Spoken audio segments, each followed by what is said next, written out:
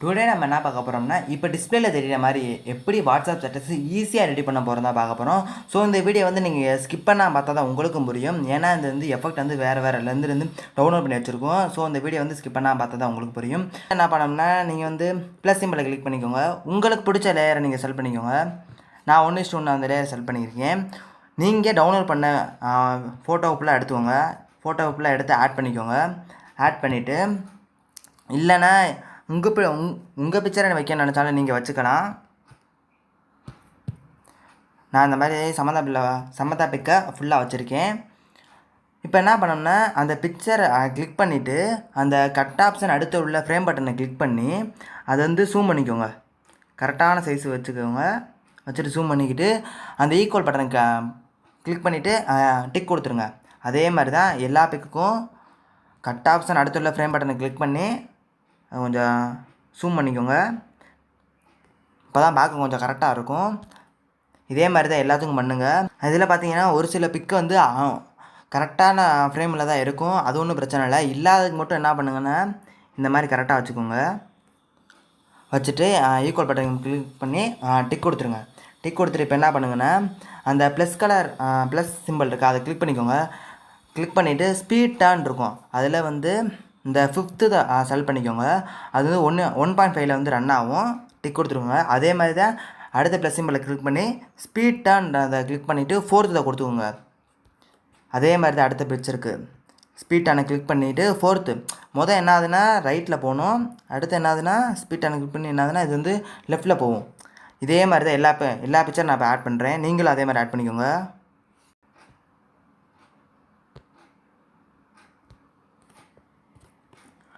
அவ்வளோதான், நம்ம இப்போ பண்ணியாச்சு. அதே மாதிரி தான் இப்போ என்ன பண்ணுங்கன்னா இந்த பிக்சரை நான் கிளிக் பண்ணியிருக்கேன். கிளிக் பண்ணிவிட்டு கிளிப் கிராஃபிக்ஸ்ன்னு இருக்கும், அதை கிளிக் பண்ணுங்கள். கிளிக் பண்ணிவிட்டு அதில் வந்து என்ன ஆகுதுன்னா மெமரி லேண்ட் இருக்கும். இது நீங்கள் எப்படி டவுன்லோட் பண்ண தெரியலனாலும் நான் உங்களுக்கு வீடியோ எண்டில் சொல்லித்தரேன். ஃபஸ்ட்டு நம்ம இந்த வீடியோவை ஃபினிஷ் பண்ணிக்கலாம். என்ன ஆகுதுன்னா 3வது அதை வந்து கிளிக் பண்ணிக்கோங்க.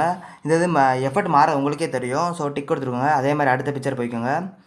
போய்ட்டு அதே மாதிரி தான் கிளிப் கிராஃபிக்ஸ் கொடுத்துட்டு மெமரி லேண்டில் 4th கிளிக் பண்ணிக்கிறேன். டிக் எடுத்தாச்சு. அதே மாதிரி தான் உங்களுக்கு வந்து எது பிடிக்குதோ அதை நீங்கள் வச்சுக்கலாம்.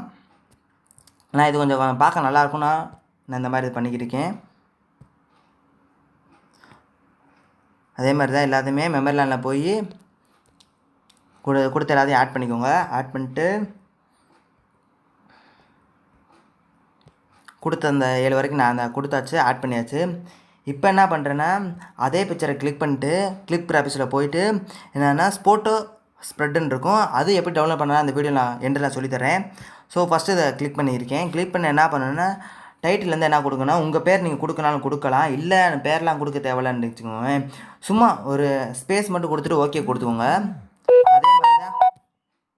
அதே மாதிரி தான் ஒரு ஸ்பேஸ் மட்டும் கொடுத்துட்டு ஓகே கொடுத்துக்கோங்க. டிக் கொடுத்துருங்க. டிக் கொடுத்துட்டு அதே மாதிரி தான் அடுத்த பிக்சர் வாங்க. அதே மாதிரி அதில் போய்ட்டு ஃபோட்டோ ஃப்ரெட்டில் போய்ட்டு 2வது இப்போ உங்களுக்கு என்ன ஆகுதுன்னா ஏன் நான் இப்போ ஸ்பேஸ் கொடுக்க வர சொன்னேன்னா இந்த இங்கனுக்குள்ளே பார்த்தாலே தெரியும் டெக்ஸ்ட்டுன்னு காட்டுது. அது காட்டாமல் இருக்கக்கூடாதுன்னா இந்த மாதிரி ஒரு ஸ்பேஸ் கொடுக்க சொல்கிறேன். இல்லை ஸ்பேஸ் கொடுக்கல இல்லைன்னா உங்கள் நேமு கூட நீங்கள் கொடுத்துக்கலாம். கொடுத்தா அந்த இடத்துல வந்து நிற்கும். ஸோ அந்த மாதிரி நீங்கள் பண்ணிக்கலாம்.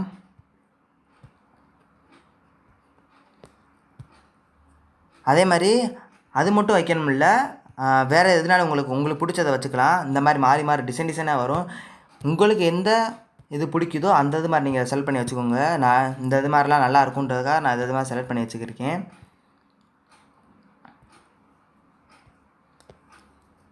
இந்த இது கொஞ்சம் நல்லாயிருக்கும், பார்க்குறதே கொஞ்சம் டிஃப்ரெண்ட்டாக வரும். ஸோ இந்த மாதிரி நான் செலக்ட் பண்ணி வச்சுக்கிருக்கேன். செலக்ட் பண்ணியாச்சு, ஓகே கொடுத்தாச்சு. ஸோ இந்த இதெல்லாம் முடிஞ்சிருச்சு.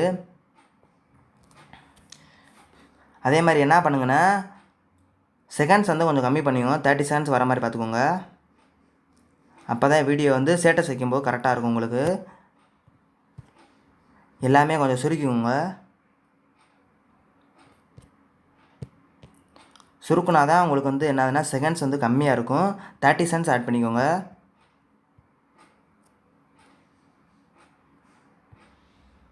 ஒரே பிக்சரை ரொம்ப குறைச்சிடாங்க. ஒவ்வொரு பிக்சரையும் தனித்தனியாக செலக்ட் பண்ணி குறைச்சிக்கோங்க. இப்போ வந்து கரெக்டாக இருக்கும். இப்போ நம்ம 30 செகண்ட்குள்ளே கொண்டு வந்தாச்சு. இப்போ நம்ம என்ன பண்ணணும்னா லேயரை செலக்ட் பண்ணி டெக்ஸ்ட்டு கொடுக்குறேன். டெக்ஸ்ட்டில் வந்து என்ன ஆகுதுன்னா சமந்தாக்கு எஸ்ஸை மட்டும் எடுத்துகிட்டு மீதியெல்லாம் நான் டைப் பண்ணுறேன். ஏன்னா இந்த சொல்கிறேன், இதில் போய் நீங்கள் ஃபாண்ட் சைஸ் சேஞ்ச் பண்ணாலும் சேஞ்ச் பண்ணிக்கலாம். உங்களுக்கு பிடிச்சதை வச்சுக்கோங்க. வச்சுட்டு கொஞ்சம் லேசாக ஜூம் பண்ணிவிட்டு கீழே இறக்கி வச்சுக்கிறேன். வச்சுட்டு அதை என்ன பண்ணுறேன்னா வீடியோ ஃபுல்லாக நான் ட்ராக் பண்ணியாச்சு. இப்போ அதே மாதிரி தான் லேயரை கிளிக் பண்ணி டெஸ்ட்டில் போயிட்டு இப்போ வந்து எஸ்ஸை கொடுக்குறேன். எஸ்ஸை கொடுத்துட்டு ஓகே கொடுத்துட்டு இது வந்து என்ன பண்ணுறேன்னா கொஞ்சம் லேசாக ஜூம் ஆக்கிட்டு உங்களுக்கு பிடிச்ச ஃபாண்டில் கொடுத்துங்க. அதே ஃபாண்டை தான் கொடுக்கணும், மாற்றி கொடுக்காங்க. கொடுத்துட்டு என்ன பண்ணுங்கள், இந்த கலரில் வந்து நான் ரெட்டை கொடுக்குறேன். ரெட்டை கொடுத்துட்டு ஓகே கொடுக்குறேன். கொடுத்துட்டு லேசாக ஜூம் பண்ணிட்டு கரெக்டாக லேசாக ஜூம் பண்ணிக்கோங்க. ஜூம் பண்ணிவிட்டு அந்த இடத்துல வச்சுக்கோங்க. கரெக்டாக அட்ஜஸ்ட் பண்ணி வச்சுக்கோங்க. கேப் விட்டு வைக்காங்க, நல்லா இருக்காது. ஸோ கரெக்டான இதில் வச்சுட்டு வீடியோ ஃபுல்லாக அந்த எஸ்ஸையும் ட்ராக் பண்ணியாச்சு.